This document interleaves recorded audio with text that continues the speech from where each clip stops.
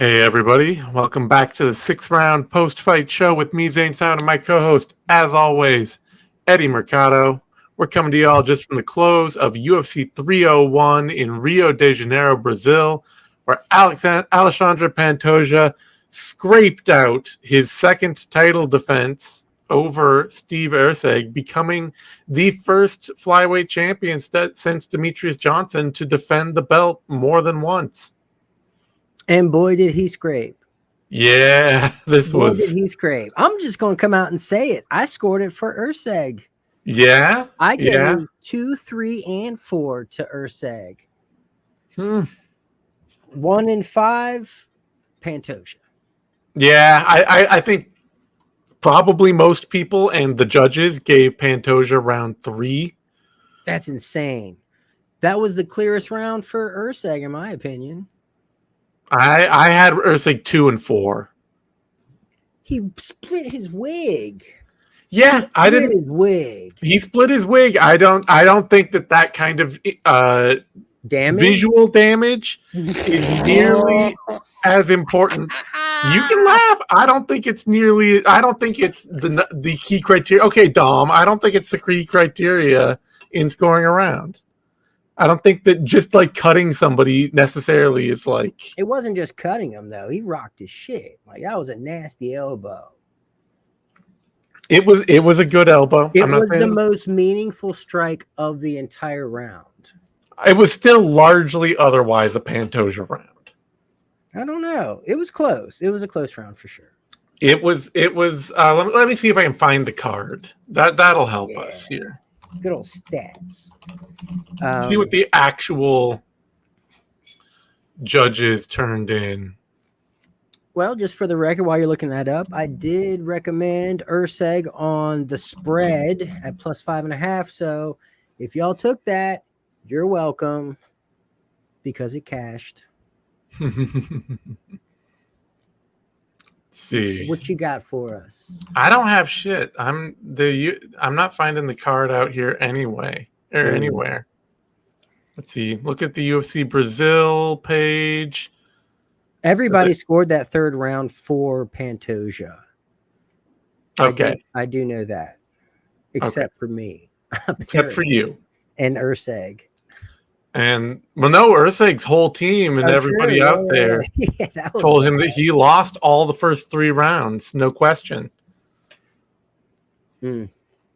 So anyway, I'm not gonna, it's not a scorecard that I'm gonna certainly contend. I ended up figuring Pantoja would take it by the time it was all wrapped up, but I did pick Erceg going in. Kind of a vibes pick. We said it last week. Somebody asked us who you picking, and I was like, I kind of feel like if I'm picking Erceg, it's gonna be on vibes, just because like I have no clue how he matches up with Pantoja on the ground, and as it turns out, he doesn't match up with Pantoja on the ground very well at all. But as well as you would expect, I think. Yeah. But I thought he did well with not getting submitted and finding ways to get back to his feet. No, I mean, that scrambling he did in the 5th round to try to get back to his feet was super impressive. 5th round of a title fight, scrambling that hard under Alexandre Pantoja. There's a hell of a lot of people that wouldn't be capable of that. But as one of our listeners just noted, he did put himself there. Yeah, that was a big bonehead move. Yeah, that was the showing of a fighter getting to a title fight before they're really ready, before they've really gone through the contender fights and had the big fights before and all that. He's out there fighting Pantoja in the last round like it's a regional title fight. Like, if I just heart my way through this late, he won't have the heart to hang with me. It's like, no, Pantoja's going to stay in this. You're not going to just push him out of the fight on guts. No, not at all. And in fact, my read here was kind of what happened. Pantoja blitzed right out of the gate, just going wild, being aggressive, getting his takedowns, putting Erceg in some really bad positions, took his back. And And I thought he was going to fade Pantoja as the fight went on, and he did. He did, yeah. But like we talked about this before, he has the heart of a champion, so he will dig deep. And so from my preview for this, I made one of the headings "Salty Dog Experience," and at the end of it, I was like, is Erceg still green enough to where someone as seasoned as Pantoja is going to capitalize on a rookie mistake? And that is exactly what happened in the 5th and final round. Why the fuck was Erceg going for a takedown on fucking Pantoja of all people? The one guy who wants to hump your leg, you're just going to give it to him? And it's not like his earlier takedowns worked that well either. He constantly got reversed. That's just a bad move. That's showing his greenness. That's 3 UFC fights. Yep, it's 3 UFC fights. It's never having. He's been in some 5-round fights before, but they're all regional level. They're all against guys who had just as little experience as he did. Like I said, it's that sort of like, I can, if I show up in this last round, the other guy won't. It's that kind of mentality. It's just like, no, at this level, they'll show up too. You actually have to have a plan that you're following, and it's also, it's an early career thing for a lot of fighters to do too, which is that feeling of like, you have to go out there and take the fight everywhere. Like you're not fighting your fight if you're not hitting takedowns, dominating on the floor, going into striking exchanges, and doing like the whole experience. Right. All the phase shifting. Yeah. Where you see a lot of guys late in their careers, a lot of championship level fighters, they pare their games way back. You don't see Max Holloway going out there trying to out-grapple anybody. No. Does not care one bit about it. Nope. Yeah, there's a lot of guys like that. They're just, but there's always, it depends, right? Like Dustin Poirier, he's jumping the gilly. Yeah. He's jumping the gilly. He's also not winning the championship, Hey, you can't take the interim title away from him. He was an interim champion. No, he was interim champion. Emphasis on interim. What's wrong with that? Just ask him. Just ask him if he feels like he became UFC champion. Well, the way I will remember. Okay. Matching? Are we fucking matching the color scheme? Oh, maybe. In my shirt. What the fuck? It's a little olive, a little black and red and olive. What's going on right now, dude? It's style, Eddie. We both know about it. Yeah, I guess. We both know about it. What do you want? But no, it was a great. It was a fun fight, scramble-filled fight. Great exchanges. Pantoja, I mean, for a dude who gets as tired as he does, it is insane how hard he can still crack all through a fight. Even in the 5th round there, even after like 2 or 3 rounds where he's been looking worn out, he can just sit down on one really snappy shot and absolutely shake Erceg up and make Erceg take a few steps back and reconsider. Yeah, that's the heart of the champion, man. Yeah. That is something you can't teach. That's some deep-rooted, Yeah. He's been through some shit, you know what I mean? Yes. That's a dude who won the title, and his first words were, "Are you proud of me now, Dad?" Yeah. Man. I almost feel bad picking against Pantoja here. No, who doesn't? I mean, okay, some people in our chat don't like Pantoja, but really? I like Pantoja. I'm out there rooting for the guy. I want to see him hold on to that belt. Dude came from nothing, fought a whole career as just a sort of like interesting action fighter in the flyweight division that nobody really thought would be a title, win a title, maybe even not even contend for a title. Like, he lost to Dustin Ortiz and then Figueiredo and then Askar Askarov. And after that Askarov loss, it was kind of like, okay, you're, 33, 34. You just lost to this dude. You're probably not going on a run after this. But it's flyweight. It is flyweight. Sure. The depth is low, or the talent pool is low, but he is getting up there in age. And that was another thing that worried me. Pantoja's age, he's getting up there. I wasn't convinced that So, like, I ultimately thought that he was going to get so tired that by the 5th round, like he did against Brandon Royval, he was just going to be a sitting duck. But Erceg has so much more pop in his punches that I thought Pantoja was going to get in trouble. But honestly, Erceg blew it for himself. And when it came to popping their punches, it's got to be said throughout the whole fight, Pantoja, it was clear he was landing the bigger shots. He was not landing more of them, but he was landing the bigger ones. Except for the elbows. Except for the elbows. The elbows were a nice surprise, but Pantoja, he definitely put a little bit of a surprise into Erceg striking wise. I remember his corner was telling him to throw the overhand. They were saying, "Hey, you haven't thrown the overhand. Throw the overhand," and he never did. He never let it go. That I can recall. I think Pantoja was just too fast. Honestly, it was just he was able to hit him too clean, too fast for Erceg to feel really safe sitting down on much. Yeah, I think that's what it is. He didn't feel comfortable sitting down on it. Yeah, man. So. Did you hear his little post-fight speech? Not Pantoja's, Erceg. He was poor guy. He sure did blow it. He did. I mean, he knows it.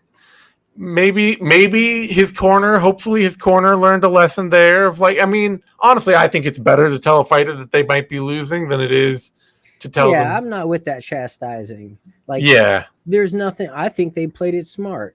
Yeah, I think it would have been worse if they were like, "You got this in the bag." That's funny. Yeah.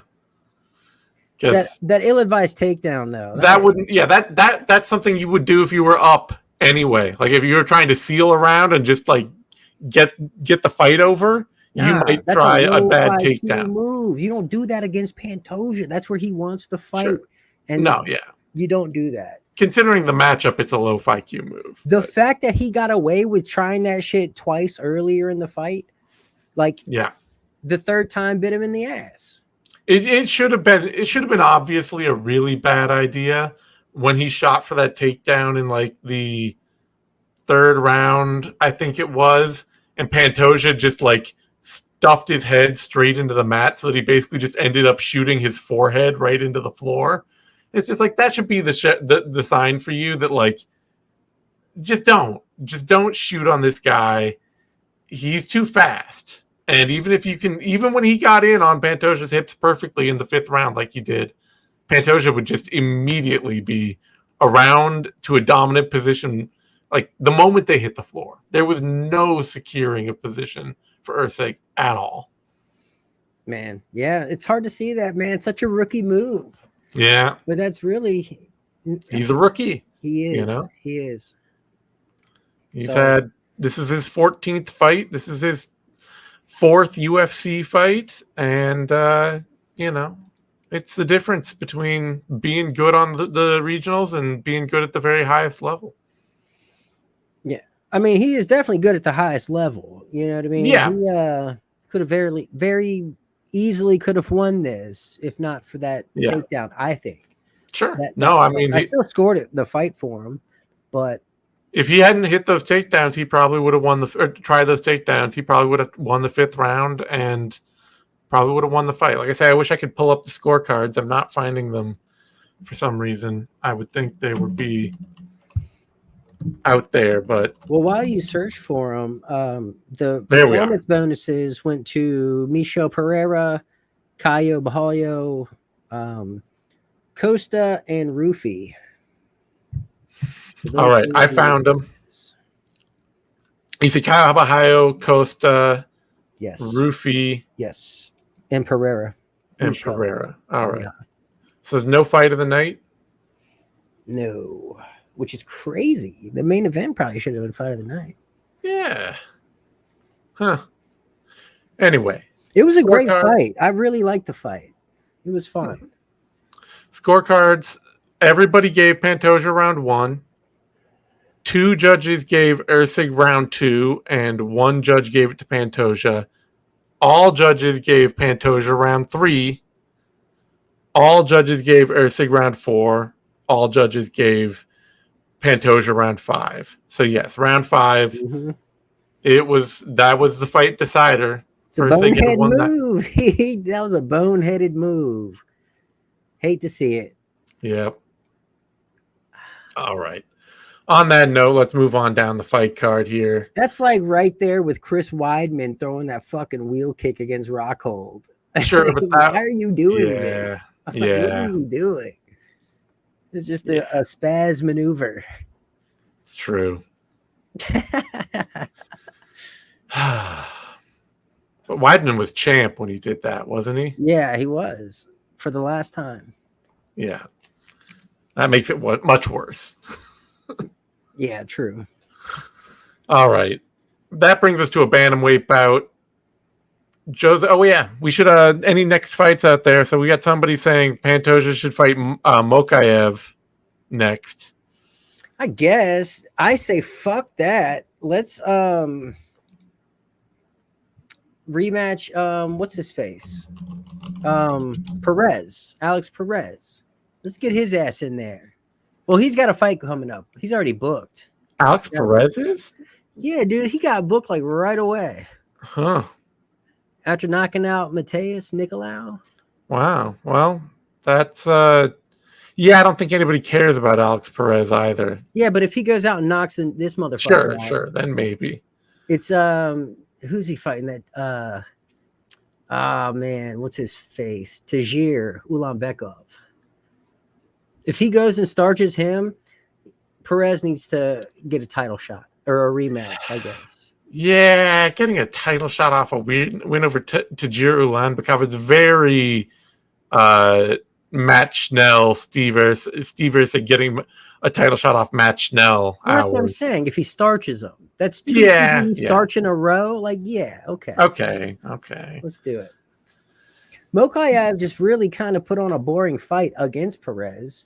Yeah, I think you'd have to give Mokaev a title shot before you gave Perez one. I don't even think Mokaev won that fight, to be quite honest with you. I think Perez got robbed. Yeah. Or it was there really is not an obvious title fight at flyweight right now. And that's why I favor epic knockouts. If you're knocking motherfuckers out at flyweight, you get expressed to the title. That's what happened with Erceg. Sure. Although Matt Schnell is, like the recipient of epic knockouts extraordinaire. That is one of his core talents, is receiving epic knockouts. That is true. But there was that one time he came back from the dead to strangle Sumajiri, maybe? I don't remember who it was. Yeah. Oh, yeah. No, he's a lot of fun, but yeah, it's either that or like. But look, Brandon Moreno's taking time away to focus on his mental health and his family. Yeah. He's already fought Royval twice. He's yeah. already fought everybody twice. There's Amir Albazi, but he's got a spine injury. Do you know how long or what that timetable is like for his return? No, let me see if I can. Amir Albazi. Because that's who Mokaev should fight.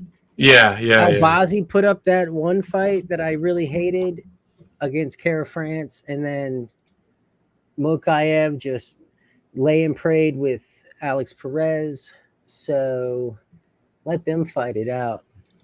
And if Perez puts up a better showing, he should get the rematch. Yeah, Amir Albazi hasn't posted anything on his socials for like a year. A spine injury. That's ridiculous. Yeah. I hope he's okay. Yeah, no kidding. Yeah, otherwise, honestly, it might end up being Mokaev. Cara France is coming off a loss right now. And yeah, Perez, Mokaev are like, Perez is already rebooked, so we'll see what happens there. Otherwise, Mokaev is really all you got. Yeah, the other real dark horse would be if Mono Cop can get something going, and like, I can't trust him to make it to a fight. No. You could do Cop Mokaev. Sure. Give the title shot to the winner of that. That's fair. Anyway, for Erceg, he should fight Kai Car. Well, they're both Aussies. It's a little unfair to have the Aussies pick each other off. Get the fuck out of here with that, Zane. Kai Car France is from New Zealand, so That's yes. like saying, hey, they're both from America. You can't have them fight. Yeah, we got a ton of Americans. They've got like 50 people down there in that country. But Cara France he's actually New Zealander, so never mind me. Yeah, do Kai Cara France versus Steve Erceg. I'd watch that fight. It'd be a banger. Yeah. Or I'd watch him and Royval go at it. Yeah. That seemed like a logical progression. Sure, yeah. Him versus Royval would be a ton of fun. Yeah. Let's do that. Make the call, Zane. All right. I'll get Joe Silva on the line, and he'll tell me to stop calling him because he's retired. And then I'll remember that McMaynard blocked me. But did he? No, I don't think he actually did. That's right, Mick. Get your phone ready. Coming for you. All right, that brings us to a co-main event bantamweight bout. Jose Aldo pretending like he might stick around in the UFC after beating Jonathan Martinez. It's great to see him. Great to see him come back. He's talking about a title run. Mm-hmm. He's talking about titles. Yeah, I mean, I'm guessing he's just out there having fun in the moment. I cannot actually honestly imagine Jose Aldo signing another UFC contract. It depends how much it's for. Yeah, it just seems to me like I can imagine Jose Aldo sitting down with Dana White and being like, okay, here's this number, and Dana White saying no, and that being the end of the conversation. I know he was talking about boxing on that Mike Tyson Jake Paul card.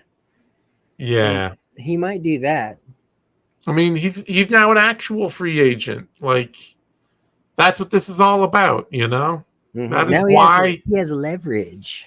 That is why he is back in the UFC, is because he thought, I can retire and go try something else. And the UFC was like, nope, we still got you for one more fight if you ever, and we can stop anything we want. Or as Jorge Masvidal recently revealed, the UFC is actually like letting you I think they're like capping it at 3 boxing matches for fighters who are like retiring under contract. Mm-hmm. That's what Masvidal said. He was like, I can take 3 boxing matches, and the UFC can like pick which. They can tell me if they won't let me fight an opponent. That's weird. Like, he can fight Nate Diaz, but he's not allowed to fight Jake Paul. Yeah, that's weird. Yep. That's really weird. That's why Masvidal's talking about how he's going to go back to the UFC, definitely, because he's got to finish out his contract, you know? Yeah, and then, you got Canelo making $35 million, and he was making $5 million, and he was selling more pay-per-views. It's like, what? Yeah.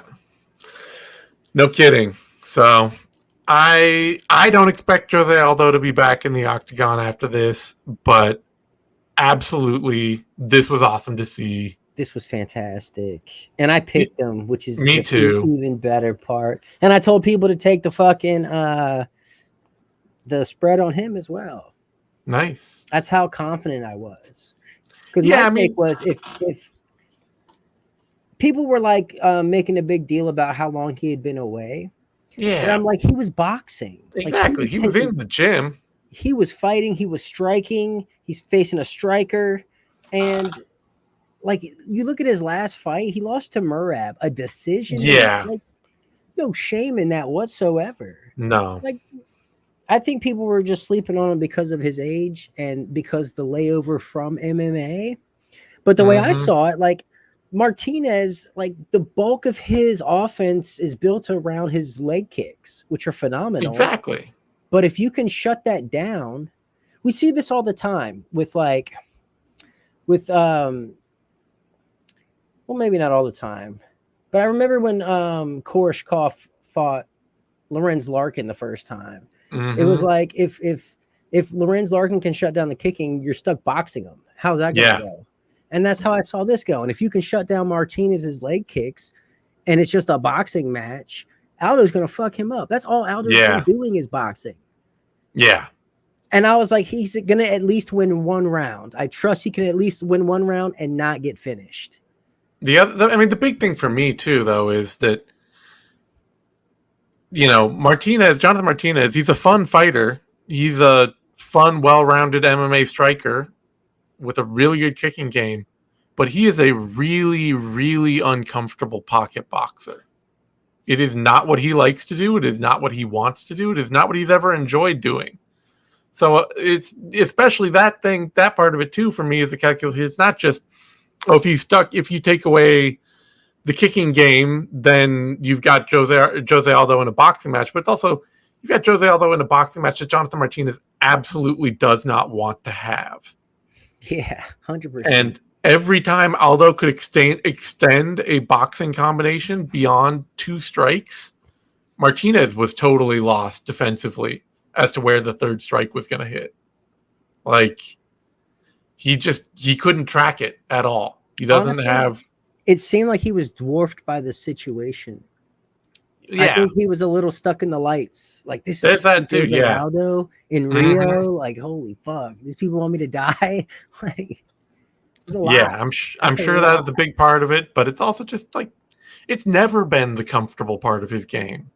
He's always been an all the way in, all the way out kind of fighter who wants to be either way outside kicking you or barreling into you in the clinch and forcing a scramble.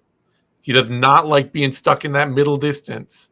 And so it's like, okay, he's going to get shut out of the kicking game, and then he's going to have box with Jose Aldo.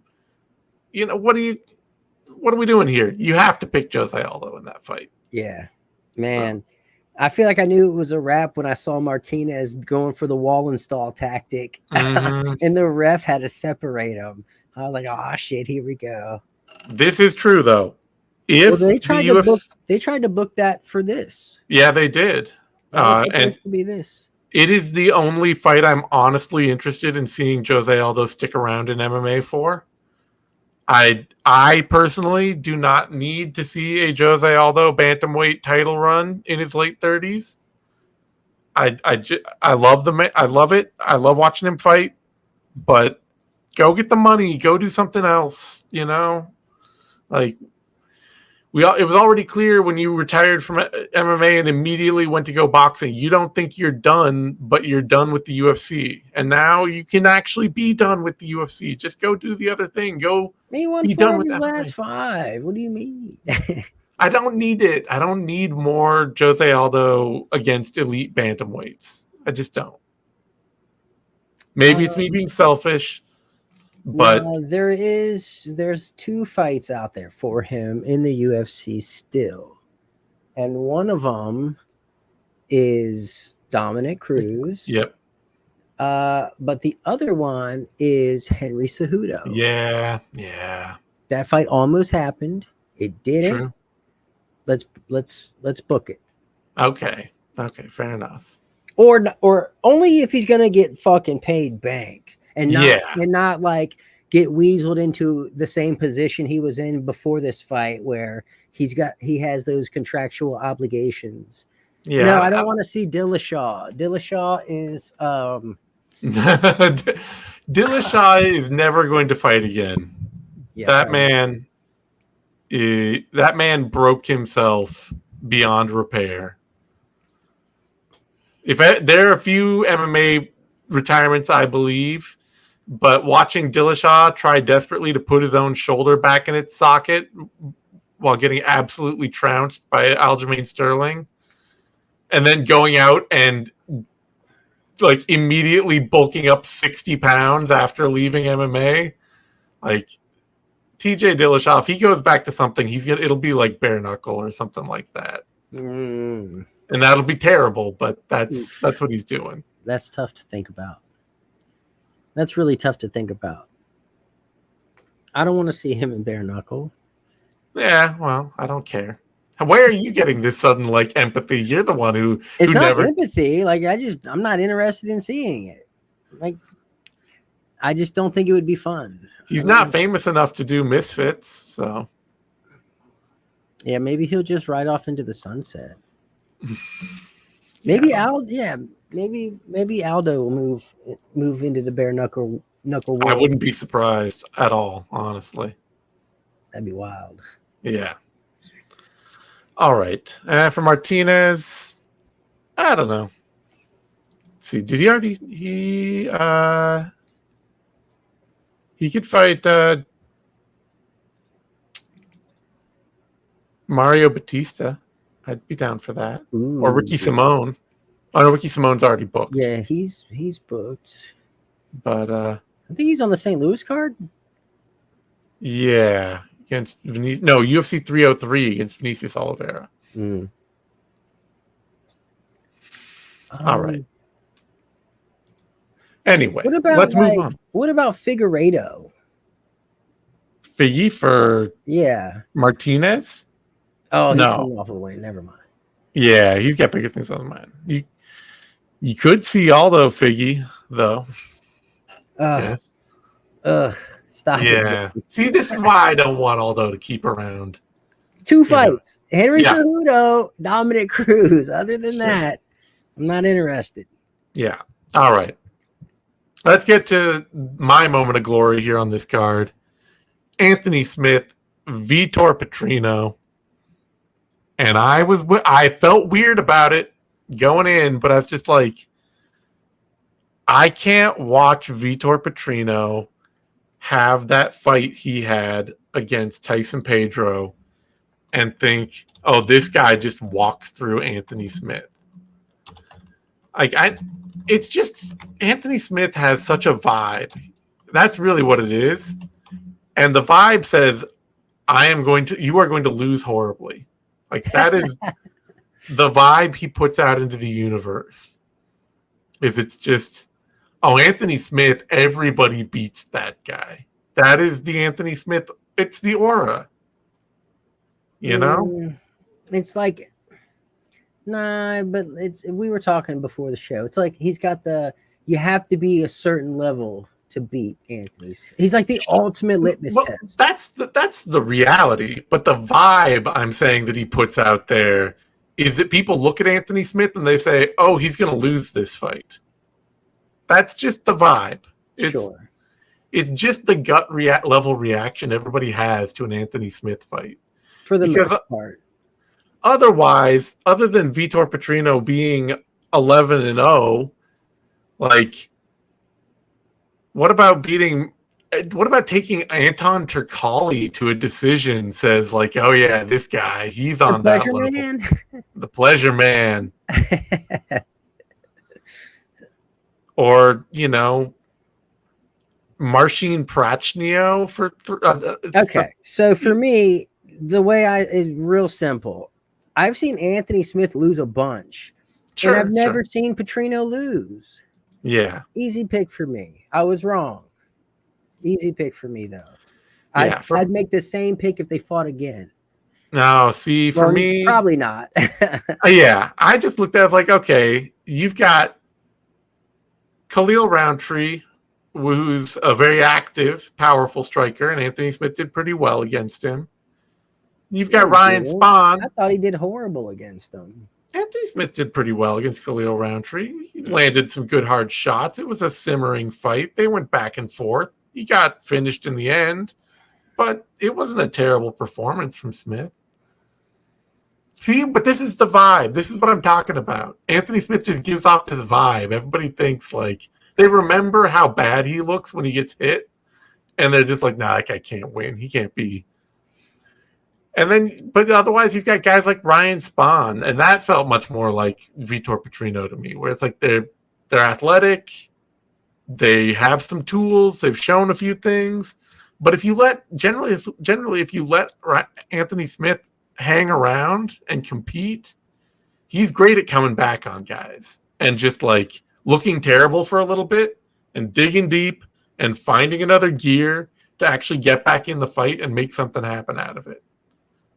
Or he's fucking just going to submit you really quickly. Yeah.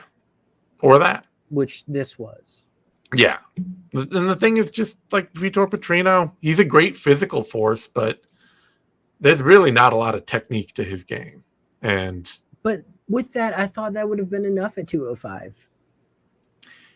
Not for Anthony. That's the thing. Not for Anthony Smith. I missed. You know what? I fucked up. I did. forgot about the old guy thing. I've been picking all old guys lately. It's been working. Aldo, Perez, Chris Weidman. You got to trust those old guys every now and then. I picked Anthony Smith in retrospect. I fucked up. Yep. He was a huge underdog here. Huge underdog. Like, that's the thing I couldn't understand. I get that. I get the vibes are bad with him. But you got to actually look at the resume a little more. And I realized, too, that, like, the resume also says that the only really relevant win he's had in the past 6 years is Ryan Spahn. So there is that part of the resume as well. But, you know, nonetheless, he is a dude who he tends to lose to really, really good title contender level fighters and beat a lot of other guys. And he lost to Johnny Walker. Johnny Walker's like the one. He should have beat John Jones. I'm gonna go ahead and say that right now. He should have beat him. That's right. Just take the DQ win. Go the Aljamain Sterling route, but he didn't. Yeah. Stupid honor and integrity. Bushido. That's right. Yeah, good on. Well, Smith, he thought. You know, it's only gonna get bad from here, though. You know, he's gonna go get pants his next fight. Sure, I mean, he's gunning for Alex Pereira. Yeah, he's gonna end up fighting Yuri Prochazka or something again after this, and like he'll get totally humiliated, and then he'll get matched up against like Azamat Murzakanov or something, and people will be like, "Oh, Anthony Smith can't win this fight," and then he'll just like scrape it out, and then everybody will be like, "Oh my god," you know. Then they'll stick him back in there with somebody good, and he'll lose again. That's how it goes. Yeah, I think, if not Ryan Spann again. Yeah, just make him fight Ryan Spann forever. For reasons. All right. Petrino, yeah.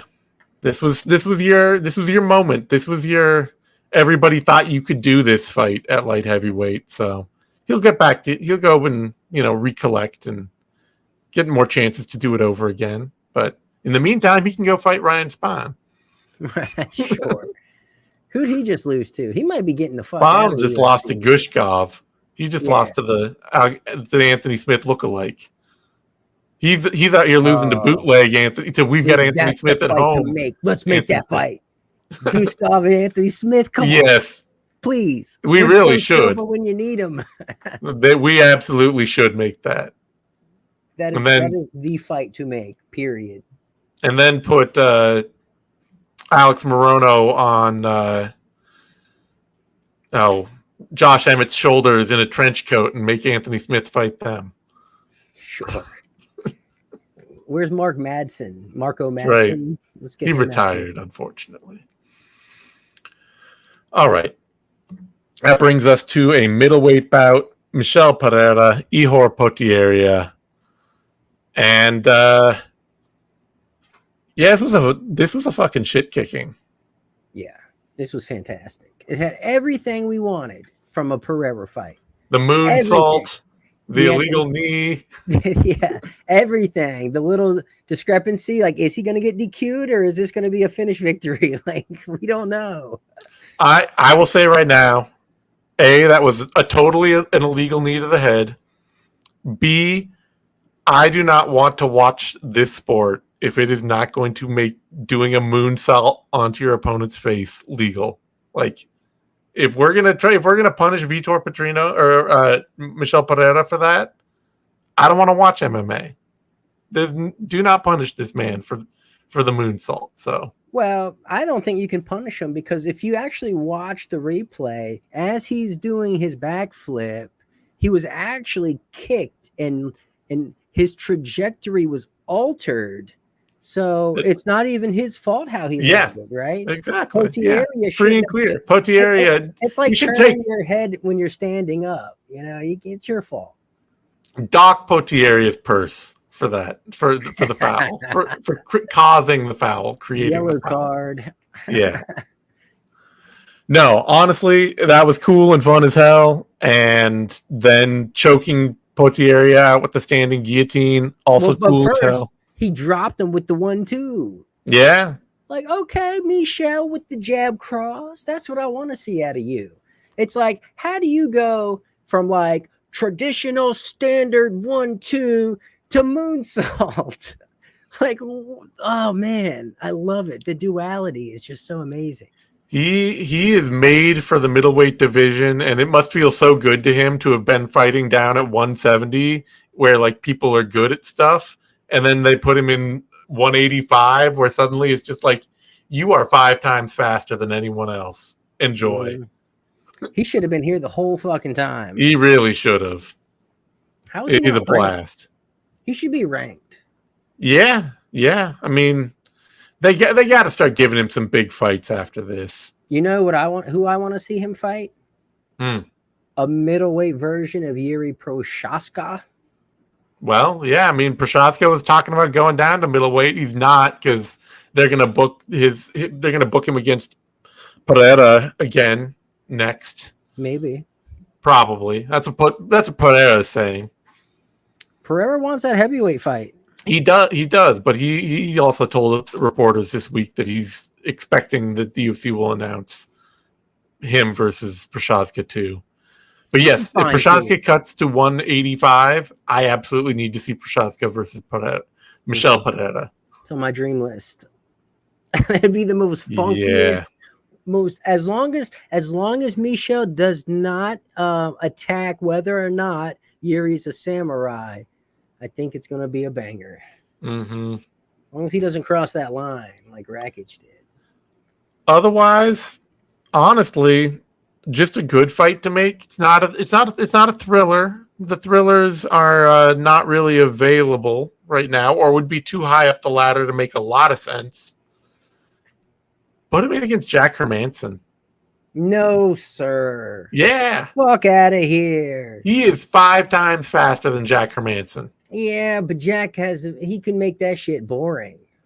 Like that could get really boring really quickly. I think Jack Hermanson got TKO'd by Roman Dolidze. If Michel Pereira can't if he's not as good as Roman Dolidze, he does not deserve the middleweight division. I think you got to put him in there with something a little more crazy. Well, you can put him in there with Roman Dolidze. Or even Fluffy. See, that's where Anthony Hernandez might just take him down and grind on him into infinity. That's true too. I always forget about that because Hernandez is so down to bang. But I always is the infinite wrestler. Chris Curtis would be good, but he's out with that torn hamstring. So yeah, he's not fighting for a while. He's gonna be out. I think it's Jack. Oh well, nah. What about Kayo, Bahayo? Yeah. I don't know how cool they are. They might be. Brazilians are weird about fighting each other. They are, and Bahayo can be really boring. He was great tonight, so I can't rag on him too hard. As much as I hate the whole fighting nerd shtick. But look, us true nerds have to stand up for proper order here. That's where you're drawing the line in the sand. I am. You telling me this group of group of Conor McGregor is super cool, steal your girl jocks are in the basement playing Dungeons and Dragons on weekends, or like going out there and like figuring out the aerodynamics of their car and trying. No, they're not doing any nerd shit. They're out there on the beach, getting tanned, kicking sand in your face. Anyway. Yeah. Well, let's talk about that, because I mean, Dolidze could very well try to take him down also. Honestly, anyone should try to take him down. They should. I'm sticking by my Jack Hermanson call. I think that's a very winnable fight, and if he wins that, then he's right up in the top 10. I know you don't like it, but we're moving on. Right. Kyle Bahayo, Paul Craig. This really could only ever end one way. Like, I I know Michel Pereira was everybody's lock for this card, but this could have been too. Paul Craig, like, if Michel Pereira gets to feast at middleweight, Paul Craig is famine at 185. I can never have a lock be anyone that's fighting Paul Craig. I've seen him finish too many elite people. I just can't trust it. Let's see. He got Ankalaev. He got what's his face? Former champ Jamal Hill. Yeah. You know what I'm saying? Like, he is way too lethal. He's too I will say though, test. all of his other than Ankalaev, who it was pretty early in Ankalaev's career as well. Even the really good fighters he's beat, they're all guys who are raw as hell and make all kinds of mistakes in their game all the time. Nikita Krylov's not raw. Nikita Krylov. He's just he has a low IQ. He fights like he is pouring a tank of gas on himself and lighting it on fire, and he might die, but you'll probably die along with him. Like, he's fun as hell, but he will lose any fight the exact same way he will win any fight. Sure. You know. No, for sure. But still, that's an awesome win. They're fun wins. Dechuku, like, he's too dangerous. But against good grapplers, he beat Andre Muniz. But most guys who have like a good, stable grappling game, I don't trust Paul Craig. In general, I don't know.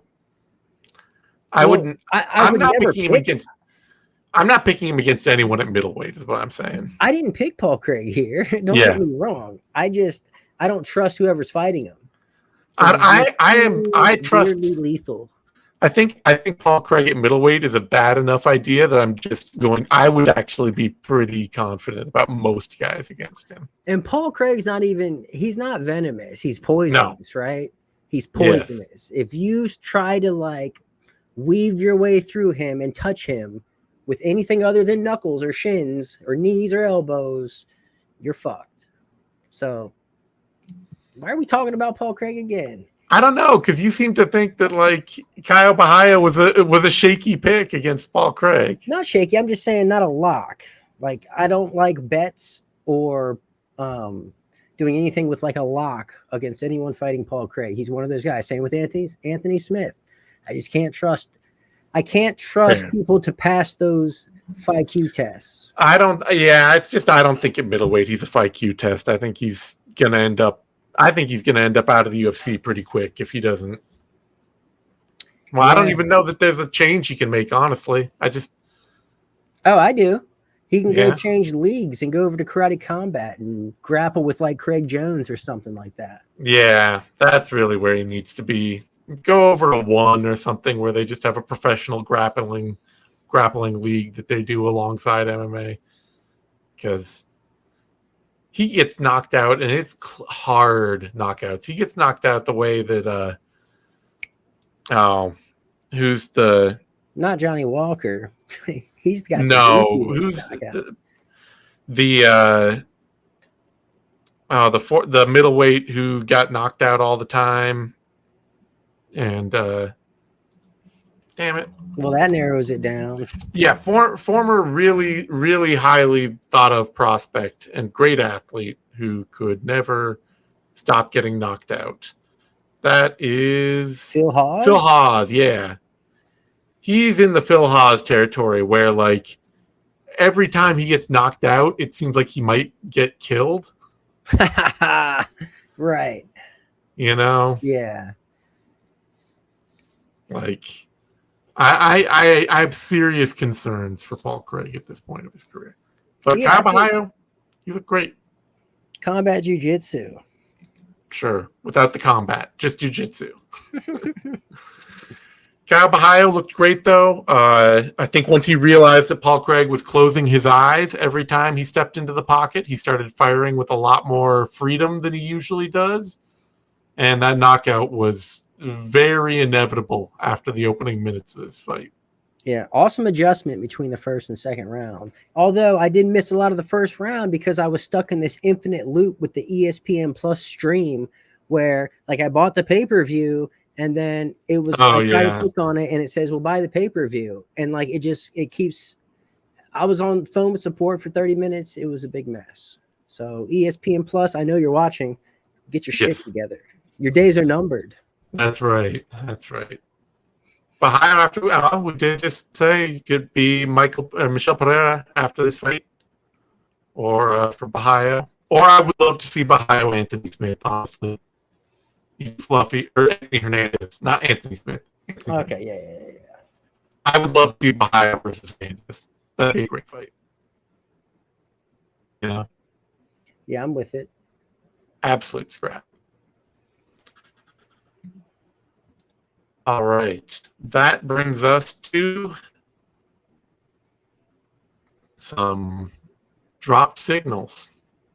I hear you. Do you hear me? Okay, cool. I can hear you. Great. Your video that brings us to a featherweight bout. Joe Anderson, Brito, Jack Shore. And I hate to see it. I love Jack Shore. I love how scrappy he is. He's a little bulldog, and he's trying his heart out for guys not very athletic to really put it all together. Johansson Brito just kind of went out there and broke him. It wasn't even like they had to have some kind of tactical battle or Brito had to do something. So he just went out there and just hit him really hard until he broke.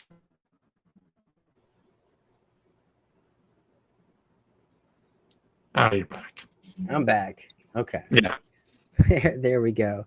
You hate to see it. I love to see it, man. Jack Shore is a grappler, and why he's moving up to grapple is beyond me. But he did this to himself. The way he was checking that kick, which wasn't even really a check. He was kind of just lifting his leg to try to minimize the damage. But when he lifted up his shin, he brought it at such an angle to where Brito's kick just split it wide open. And the coolest and coldest fucking move of the night, in my opinion, is when Brito's doing his wall install tactic and then reaches down and starts punching the wound. That was gangster. Oh, my God. Do you hear losing me? Everybody here.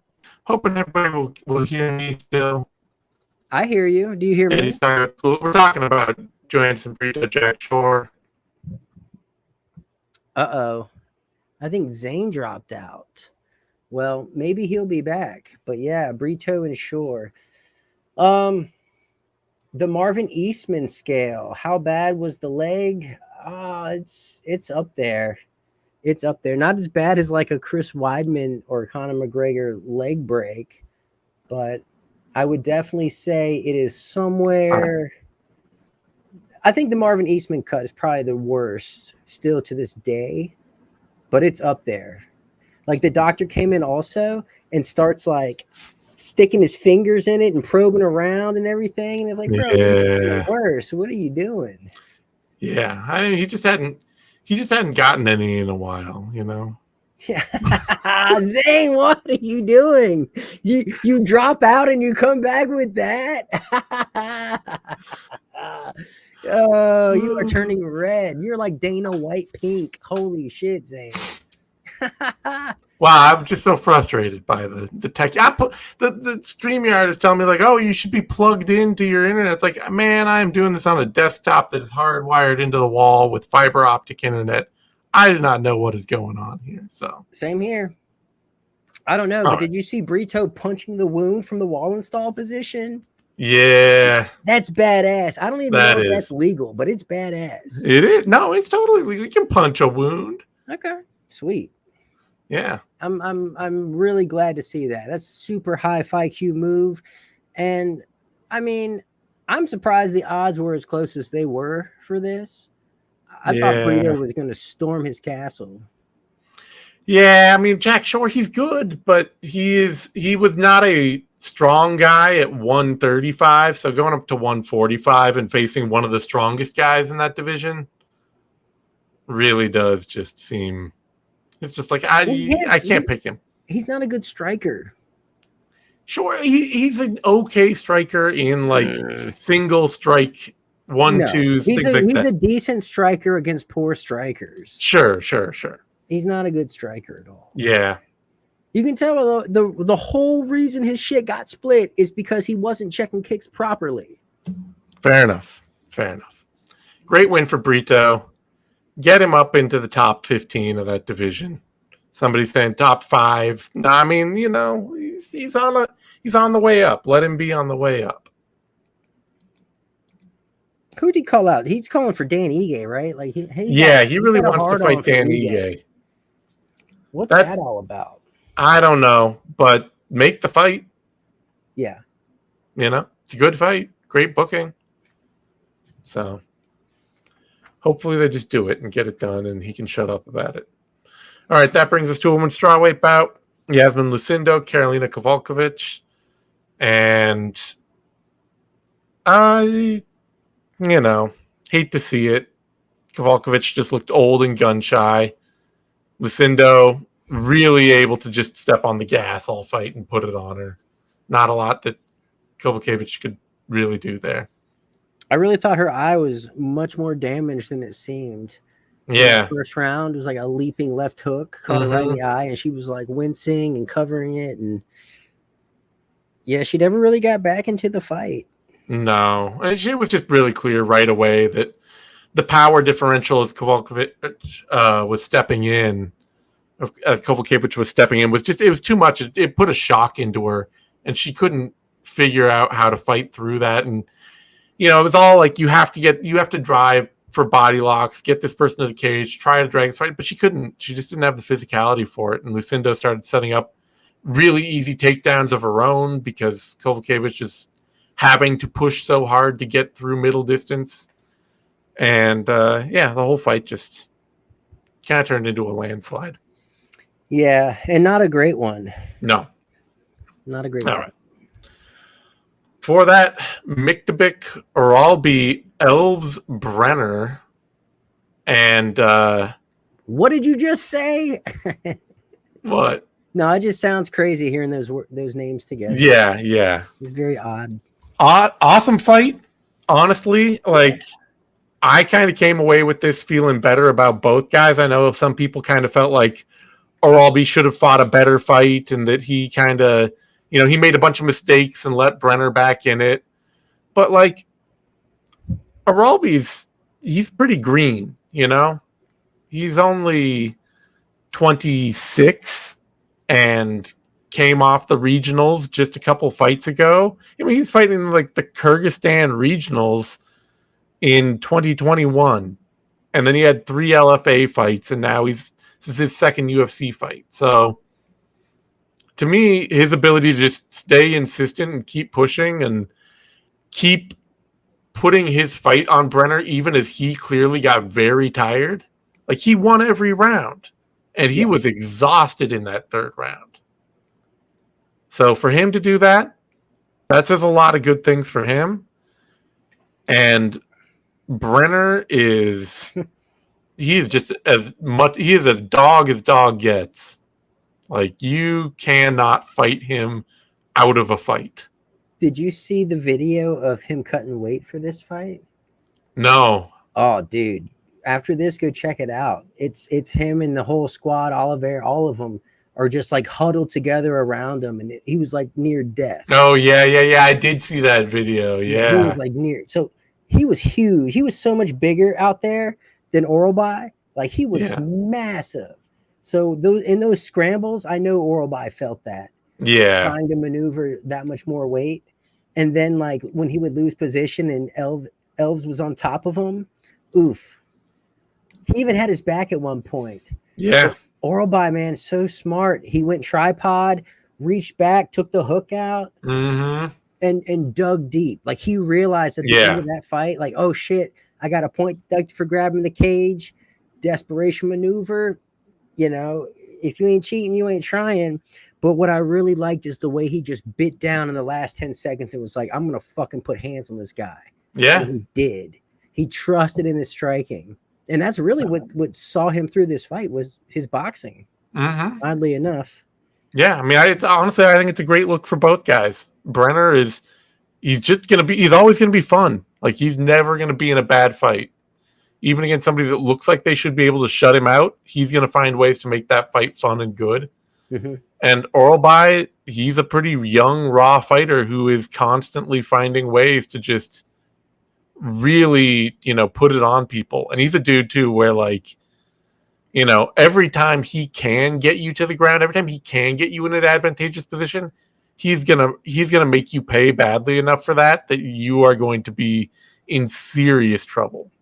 That's the thing. Is like he wasn't just holding Brener there; No. he was rocking his shit on the ground. Yeah, That first round, he was really letting him have it. So that was great to see.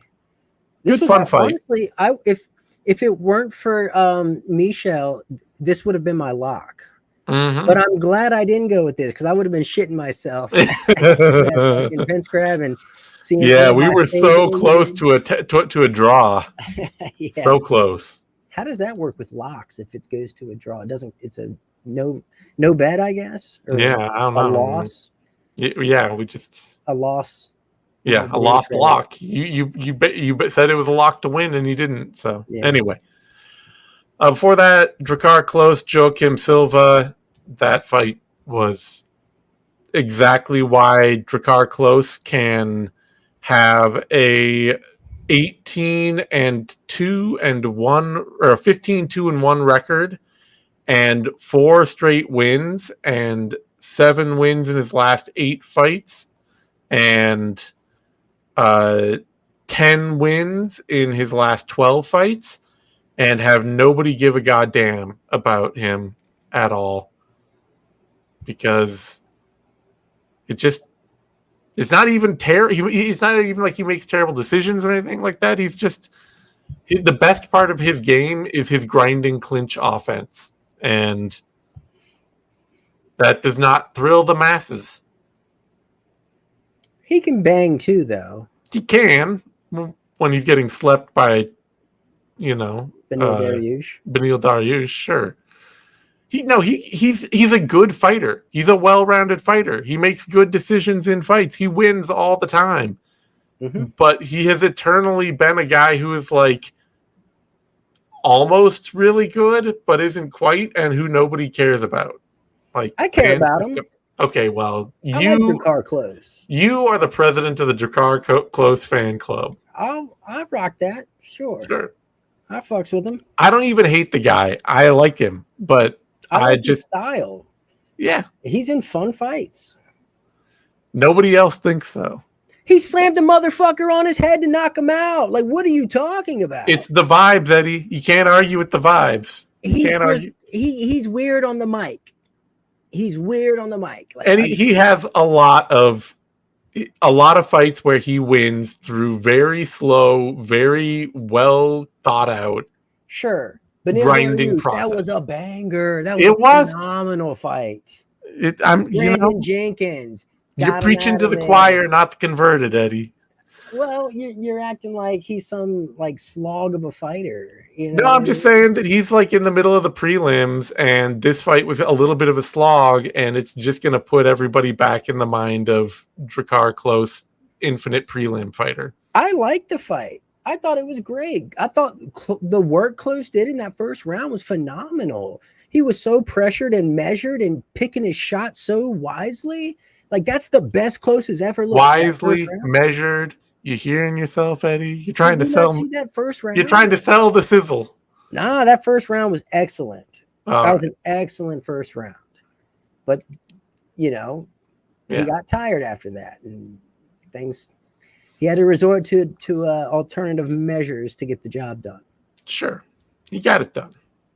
For that, Mauricio Rufy, Jamie Malarkey, and the don't bet on Jamie Malarkey against hitters trend continues. Rufy's something special, man. Yeah. Rufy is something special. He's got that it factor. He's got that, DC made the Conor McGregor parallel. And well, that's because he grows the beard like him, and he's trying to get the stance. He had that old school Conor stance. Yeah, I mean, he clearly is a guy who watched Conor McGregor 10 years ago and was like, I want to get into MMA. And that's it, you know? Not a bad style to emulate. Well, I don't know. Double champion. What are you talking about? Yeah. And with some very specific things that made him great. It's also a style that hasn't won him won him one fight in like the past 7 years, you know? Well, it's not because of his style. It's a little bit because of his style. Not even close. It's a little bit. Not even close. It's a little bit. Not the even fast close. starter Success who will test a man's metal. with like mediocre wrestling. Man's metal. Connor's problems are external, has nothing to do with his style whatsoever. I'm just saying they put that style on a whole bunch of SBG Ireland guys, and most of them did not pan out. Well, it's the style in part. It is not a style that makes good fighters. The shoes, right? And what I'm saying is Rufy fills the shoes. He does. He might make it work. We'll find out. He packs that wallop. He's got the vision. He's got the precision. He's got the timing. That's the biggest thing. He's got the timing. Some of the shit he was doing out there, like I know it's Jamie Malarkey, but still, just to actually execute on it and get that poetry in motion, like that shit was hot. He is a good fun fighter. I'll be fascinated to see where he goes. And I mean, it's interesting. Conor is a little bit like Anderson Silva to me, where it's like there are a lot of imitators over the years, and not a lot of people who find a lot of success as imitators over the years. You know, I always saw Anderson's style as an imitation of Muay Thai. Well, yeah, but he's also Anderson Silva. He's doing his own thing. Yeah, he did add his own flair to it. Yeah, you're not gonna the goal. You're not gonna go out here and slander Anderson Silva as just like a pale Muay Thai guy. No, I'm not. There's no slander whatsoever. It's a compliment. It was not a compliment. It is. That's an excellent imitation. Imitation of Muay Thai is not a compliment. You go tell Anderson Silva, hey, you do a great Muay Thai imitation. Well, he is not going to feel complimented. You know who had great Muay Thai? Matt Brown. Sure. He retired today. He did. Shout out. All respect to Matt Brown. A real one, if ever there was. All right. That brings us to a women's flyweight bout. Diani Barbosa, Ernesta Karakite? Yeah. Karate. Yeah. Ernesta, they just said it on the show, on the broadcast 3 hours ago, whatever. I don't remember. Ernesta Karakite. And, it was a fight. It happened. Yeah, I remember very little about this. Karakite's got that swimmer's cardio. She poured it on him round 3. Barbosa has actual takedowns and grappling. She did good for a while and then got real tired. Yeah, not a great fight. Forgettable. No. Yep. Before that, Alessandro Costa, Kevin Borjas. No, honestly, you skipped one. You skipped Bonfim. Oh, Ismael Bonfim, Vince Pichel. That's right. That was just Ismael Bonfim wiped the floor with Vince Pichel. Pichel did okay for like 3 or 4 minutes of that fight. Sure. Yeah. He was doing pretty good. He came out with some low kicks that really surprised Bonfim. I think Bonfim just thought he was going to style on Pichel. And Pichel came out and surprised him. And Pichel, at the end of round 1, he was feeling pretty good about himself. He was like, yeah, I'm showing this kid what's what. I'm going out there. I'm doing it. And then Bonfim just started to turn it up on him. And, man, Pichel was real dispirited at the end of that second round.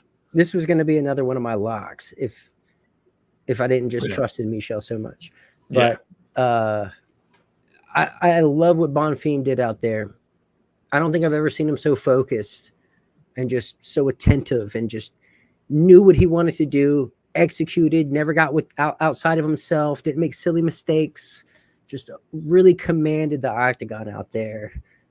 It was an awesome performance. And I know Pichel's like 40 or maybe past 40. Yeah, I think he's 41.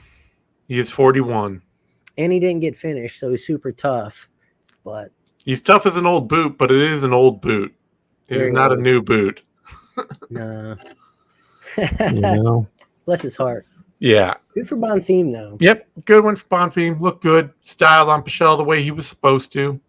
Solid fight. I would have scored at least one 10-8 round in this. Just Sure. by the time it was done, he was tripling up on Pichel for like shots landed. He beat the shit out of him. He did. All right. That brings us finally to a flyweight bout. Alessandro Costa, Kevin Borjas. Not that this would be a much more competitive fight than it was. Really? Yes. I don't understand that. And the odds were so close. I didn't understand that at all. Like, watching Costa go 3 rounds with Erceg and like how great he was in that fight, like I guess I view him higher than other people do, but I didn't think this was even going to be close. Yeah, Costa's, he's really physical. In the past, I don't like his meta game for flyweight. Like, he gives people a lot of space. He kind of has like an old school, like, oh, I'm going to take my turn, you take your turn.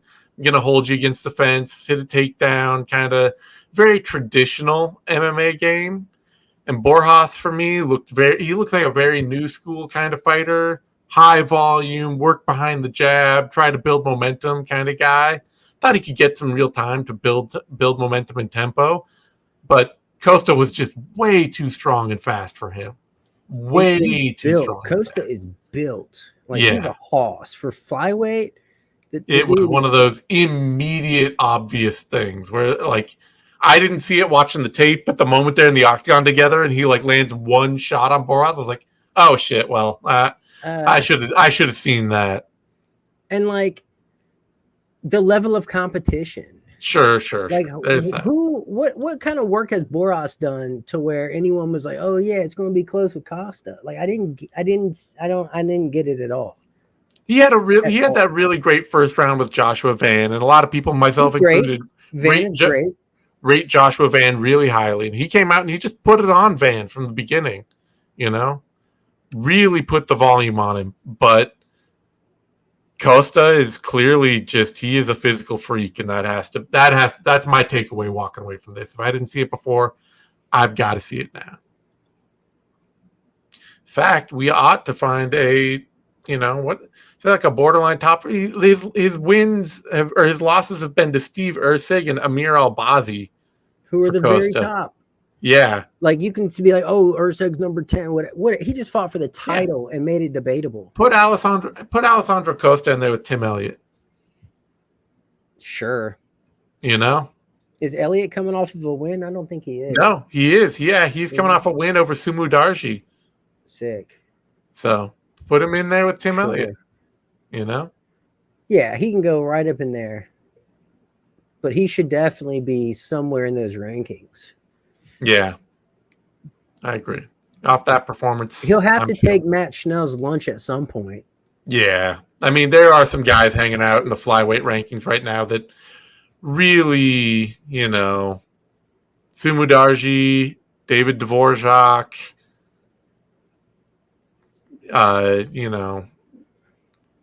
these Matt Schnell.